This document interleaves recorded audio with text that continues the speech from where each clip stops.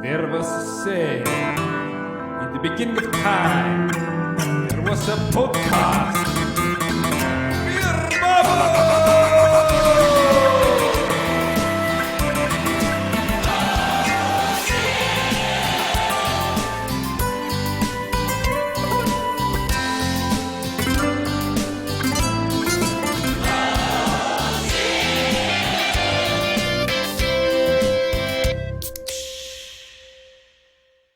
Alright everyone, welcome back to Beer Bubbles. As we say, the number one bubblist podcast in the world.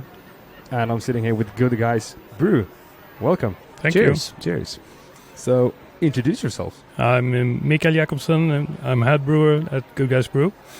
And I also is a partnerships in MG's Brewery. My name is Mark Pulman, and I'm a part owner of the Good Guys Brew and also our brew pub, Good Guys Beer and Pizza. Good to be here. Thank you for having me. Yeah, you're welcome. We're actually literally sitting in the brewery right now.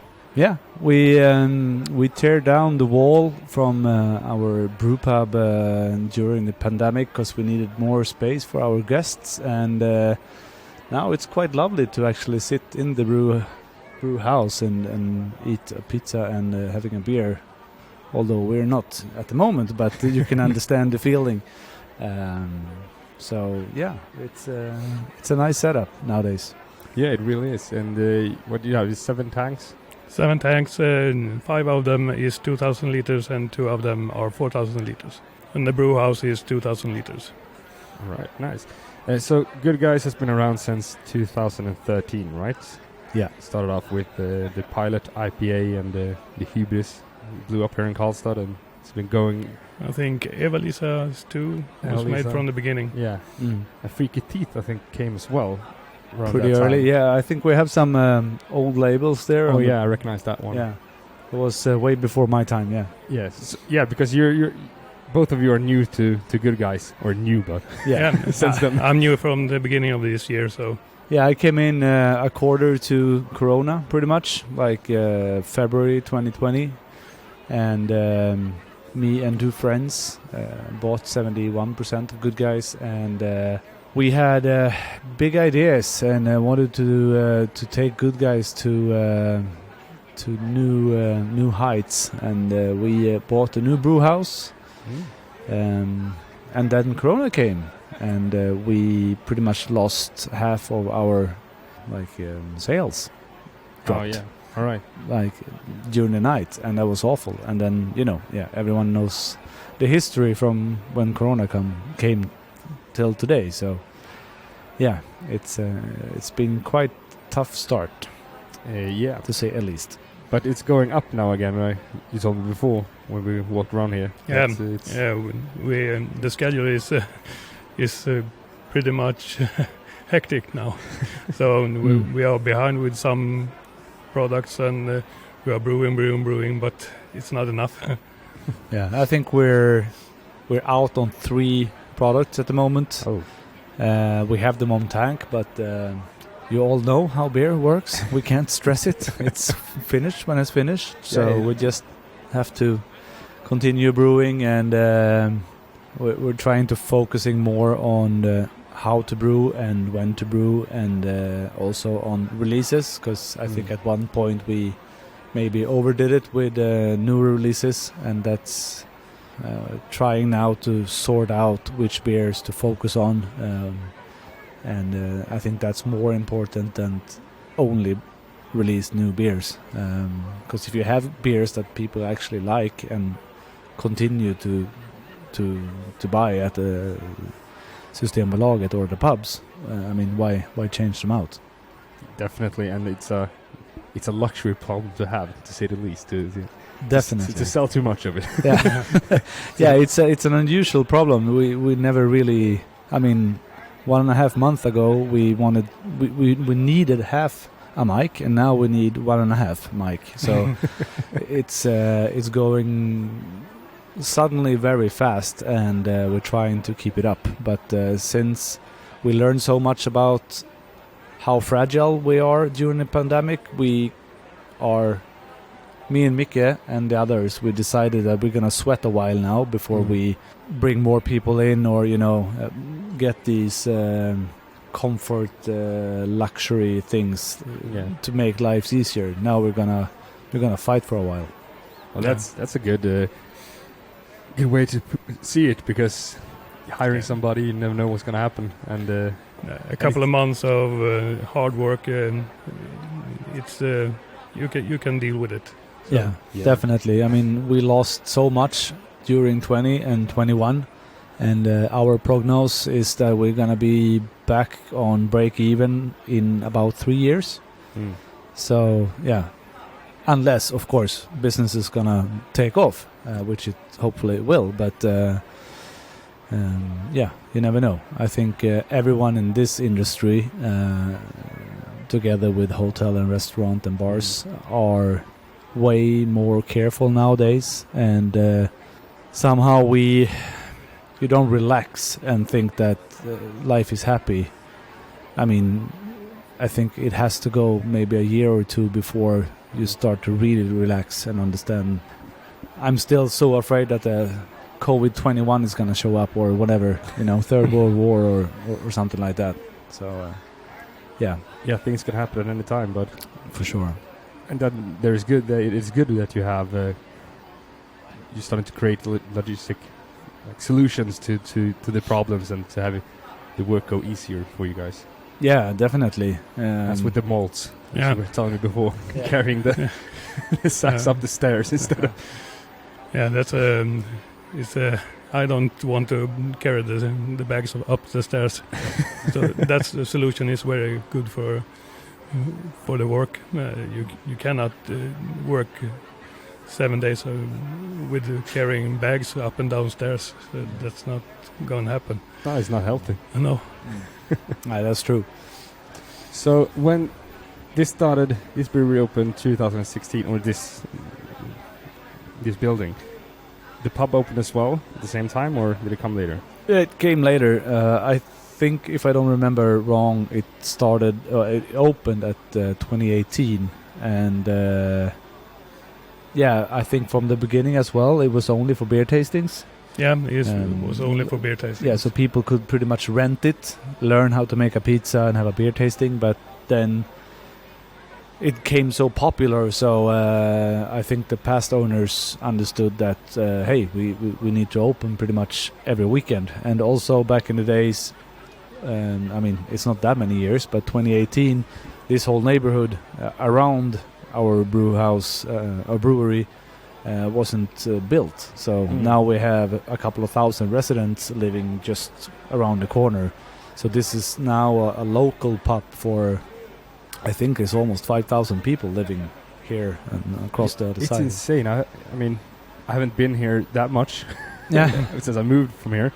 And my first shock yesterday was seeing the parking house was gone. Yeah. Because I could see the scrape from where I was standing by the train station. Yeah. And it took me like 2 minutes to figure out what the hell is wrong with Something this is missing. Something is missing. And when I walked here today, I'm seeing all these buildings, and I'm like, what is happening here? It's like a whole new part of the city that's just popped out of it. It sure is. And there is, I don't know, is it about 8 restaurants here now? Yeah, I think it's about 8 restaurants, and I think it's going to be a big moment at the summer for people that are coming here, and with so many restaurants, and then we have a great local pub. Pulman has been here for many years, I think. That's been here since before the new civilization. I would put it. But I remember they talked about, when I was working with Brother Olsson's, the restaurant. Bazaar. Olsson's Bazaar, it was planned way back. So it's cool to see it up and standing now. Yeah. Because that building wasn't there before either, right? No. I think pretty much everything on both sides has torn down and came up new within last 10 years. And there's so much still going on close to Good Guys, and all these people are moving in on, what is it, south side of the city? Something like that? Yeah. It should be south. Yeah. The closest bars and restaurant for them is this side, I mean the Inre Hamn, where we are. So it's going to be a whole new target group to reach out to for us, because we really want to focus local, and we're proud of being a brewery from Värmland, and so these people come first. Yeah, and it's cool that the center of the city is kind of moving, it feels like.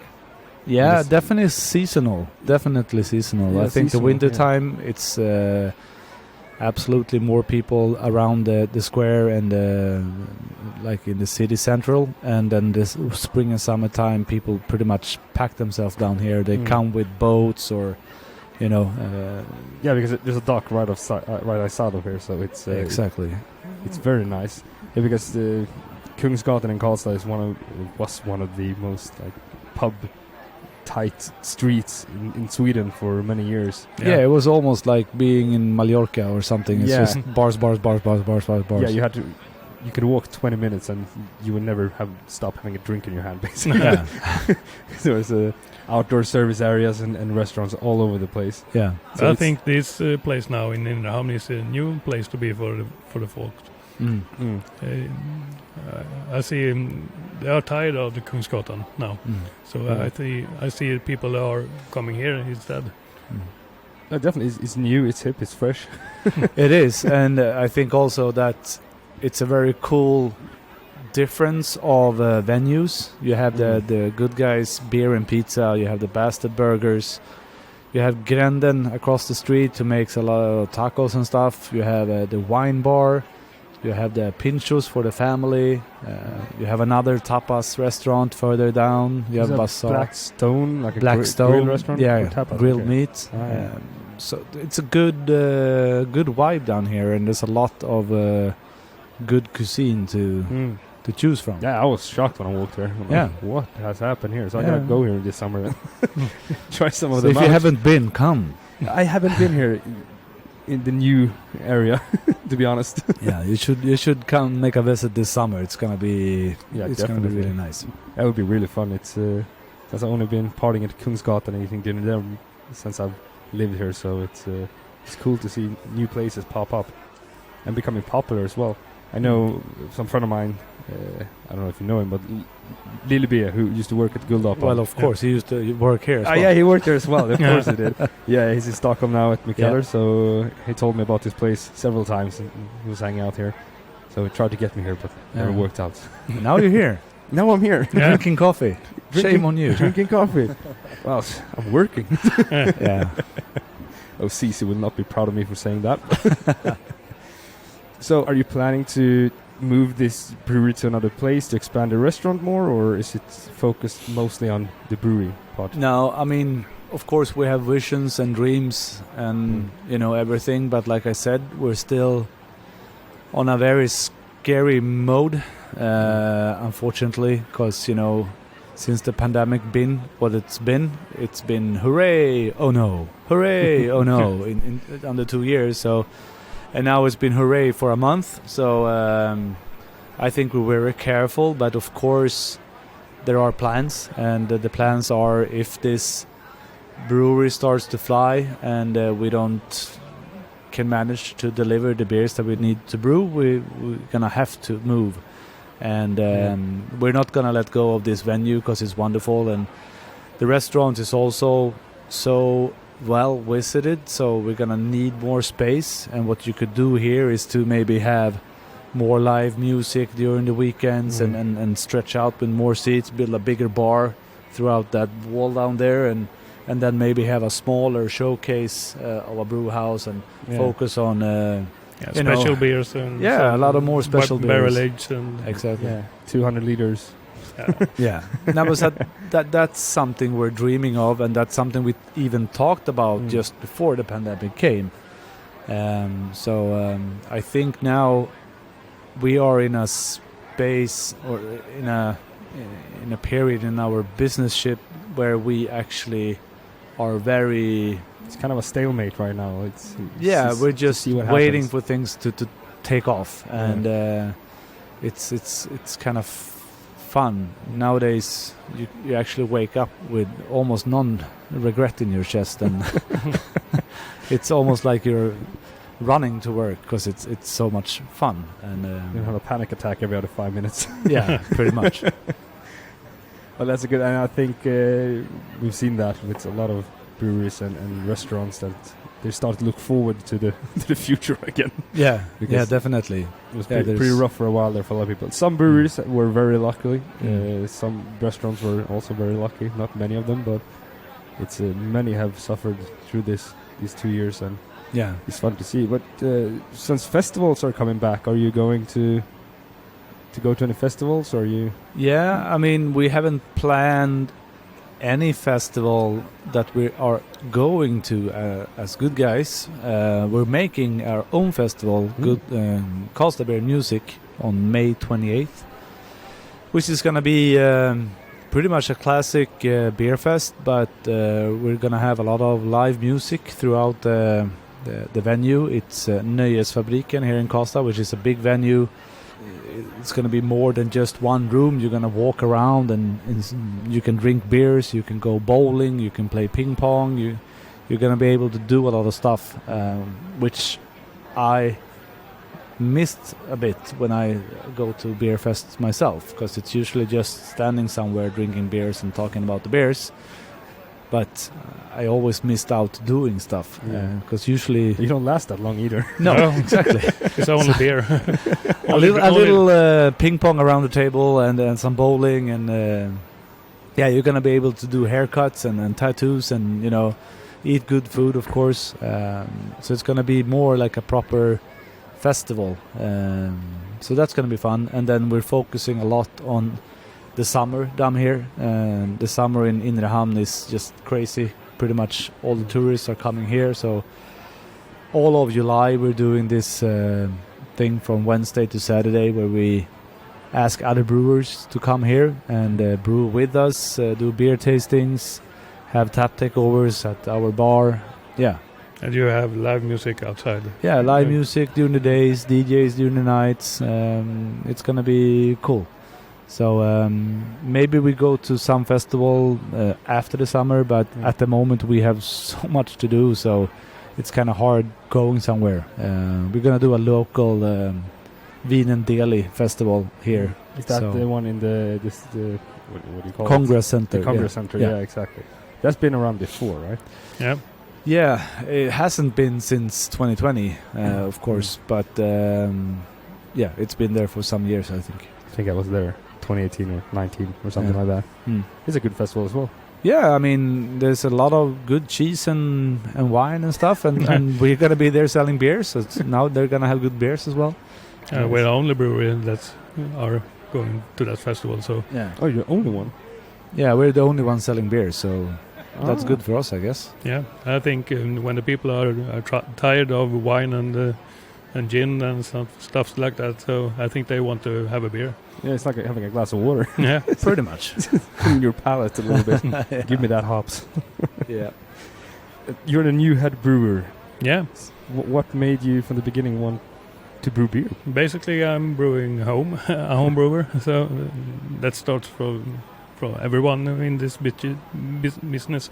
So I have a very good interest in beers and food pairing with beers. So it's a big interest in my life. So I like every beer. So it's cool to try new beers and try to brew them myself and all that stuff. So when did you start? The MG started 2015. 2015. And I have brewed home 3 years. It's right on then. Yeah, I was. It was my partner in my aunt's husband. So they come to me and told me, "You brew so great beer. Should we start a business together?" So, but I don't have the money. We have. So they take all the risks, and they hired me in their company, and we started MJ's. Well, that's a good deal. Yeah. And now you're here at Good Guys. Yeah, now I'm at Good Guys. I'm doing something right. I can brew beer. Yeah, good beer. You sure are. So, but I'm very enthusiastic about brewing beer and trying new beers with new recipes and all the things, and new hops and new malts, and trying to experiment and seek out for new flavors. It's very nice. I hope that this is going to kick off properly so you can start experimenting. Yeah, a little bit. Yeah, make some new stuff. Yeah, we. Even though agree. All the respect to the classics you have, because you always need a flagship to cruise on. Yeah. I mean, I think every brewery, depending on size, has a handful of beers that they know that the people are craving and that they still think are fun to brew. Because I think in the bottom line, we want to release products that we stand for and that we like ourselves. I think pretty much everyone thinks the same, I guess. So yeah, we're gonna keep our base assortment, as we call it, for about 7-8 products, and then we're gonna have these seasonal beers, one-offs, and experimental beers coming every now and then.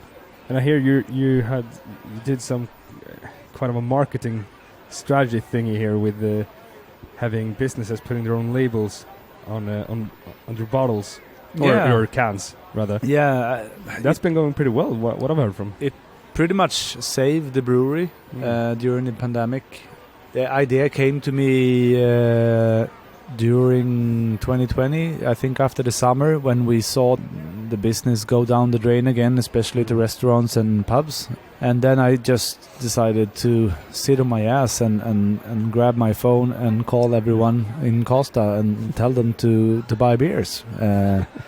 You're gonna do an after work party, or you need to. I mean, it wasn't all the business in the world that went to shit. I mean, the building industry and the car industry, and there was a lot of other industries that actually had a good business going on.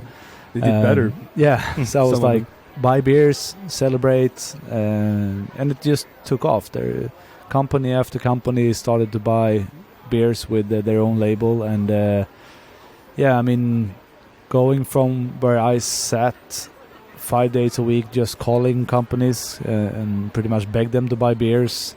Today, companies are calling me all the time and asking if we have beer to sell. So we did something good, and I think in Sweden you say ringar på vattnet. I don't know a good expression for that in English, where something is growing like mouth to mouth, pretty much. Self-planting seed, I don't know. Yeah, I don't know. But yeah, things spread.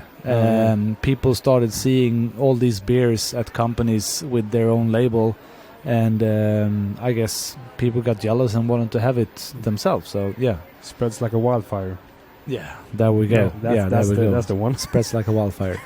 So that's what our beers are doing at the moment, and it's cool. It's very, very cool. I mean, we've been doing beers for huge companies like $1 billion, one of the biggest companies in Sweden, down to small electrical firms with like one employee. So it's quite a big range. That's one employee. Yeah.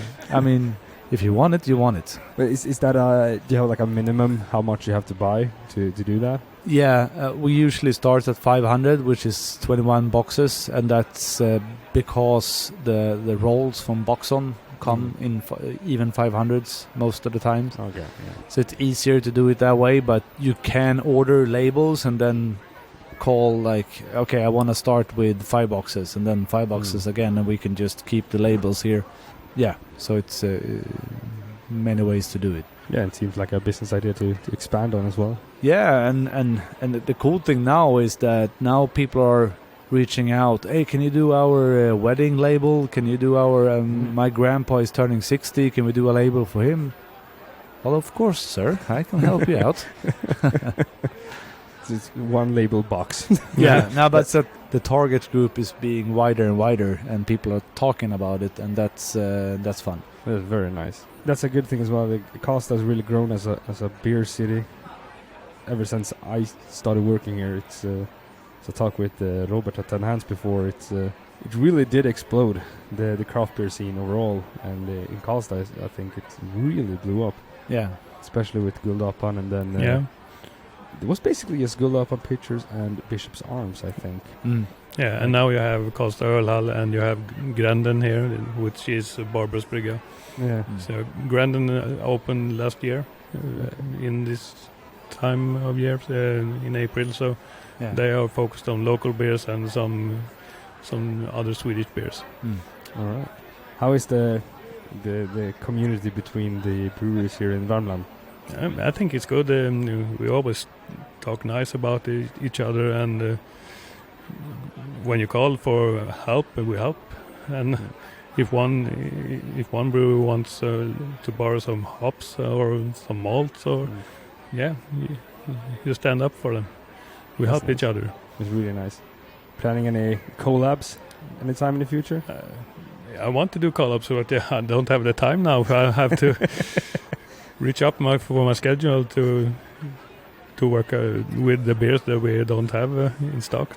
Yeah, at the moment it's quite tricky actually. We really want to do collabs, and we have a lot of recipes and ideas of beers that we want to do, but we have our 7 tanks at the moment, so it's pretty much mission impossible to do more. I mean, we're gonna we have 2.5 months till Karlstad Beer Music, so we need to brew beers to that. We need to fill our fridge with beers for the summer, because everyone knows what's coming, and summer is going to be the best period for everyone. And we don't want to run out of Värmlands Guld or Pilot-IPA or Sweet or any of our beers that we are actually selling a lot of already. So it's quite tricky. Yeah, to build a storage with beer here so we can manage the summer. Yeah. Then it's nice of you to take the time to meet me. Cheers. Stressful times. Nice of you to come to Karlstad. Yeah, it's good to be home once in a while and see what happens and see the city evolve. Getting guests. Yeah, it's our partner. We have a farmer coming and pick up all the old malts. No, so the spelt grain that's we take over for the brewing. Yeah, he's feeding his pigs. Yeah, the pigs love that stuff. They do. Yeah, they scream from a kilometer away when it's it's a very good deal we have. It's good. It's a lot of work that we can get rid of, and he gets happy pigs. That's a good deal. Yeah, we can get some meat every now and then. Yeah, it's a good deal. We usually wrap up the episodes by a last question that you both have to answer now. So here's the deal. This building is going to collapse and you're both going to die. Whoa. So you have to choose the last beer you want to drink before you die. And it can be anything you want. Wow. I said Uncle Jacob's Stout from Avery. Good answer. That's probably the best Imperial Stout that I ever had. I have 2 bottles left at home from 2017. You can probably keep that for a couple more years as well. Yeah. Well, I'm kind of stuck in between 2, but there's nothing special. They're just so fucking yummy. But I would probably go with Amazing Haze, because it's been one of my favorite beers for many years. From Steve Bennett, right? Yeah. All this, yeah. Maybe Apocalyptic Thunder Juice, but yeah, either one of them, I would die happy. Well, as long as it's a beer. Yeah, something like that. You get one more. So nice. Thank you very much for having me here. It's good to meet you guys. Cheers. Cheers. You're good guys. Yeah. We are. Don't be a Putin. Be a good guy. Yeah. And at that note, we're gonna end this. And thank you. Cheers. Cheers.